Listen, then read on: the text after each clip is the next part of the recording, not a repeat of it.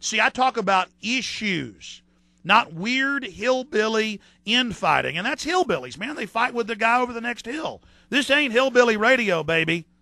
I'm here to fight the New World Order. I'm here to get stuff done.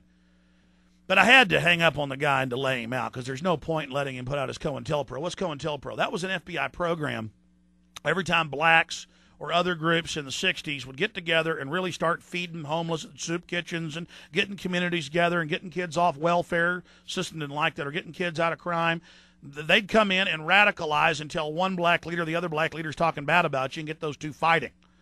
And they do that over and over again. So call up and say, he said another group that I really helped push and give national attention, and now they got all these chapters all over the country, and that's great. I just leave it alone and let it grow.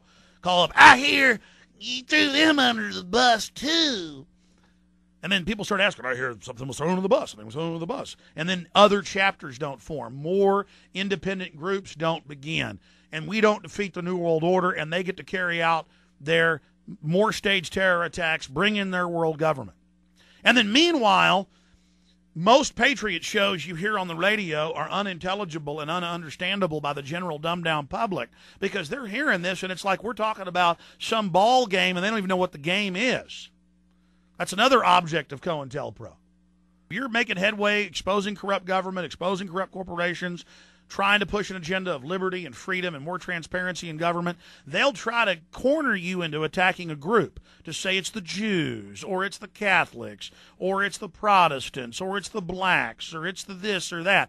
And then once they've got you there, you see, then they can pin you down on one issue, and then that isolates you from all these other groups that would listen to what you had to say and what you had to do. I mean, the Romans figured this out 2,200 years ago. The Babylonians figured this out 3,000 years ago. The Egyptians figured it out. It's statecraft. And you've got a defenseless public whose mind is full of ball games and mindless fluff, who can't even balance their own checkbooks, who can't fill out deposit slips, who can't. Last night I talked about being in IMAX. I've never seen people in IMAX think that the trash can was the bin to put their non-disposable 3D glasses in. I tried to tell them, and I just felt foolish. I'm not supposed to do that. Cattle don't want to talk. They're in a TV REM sleep state, and that's scientific. That's admitted. Major studies. They're literally walking around as zombies, and they're not thinking.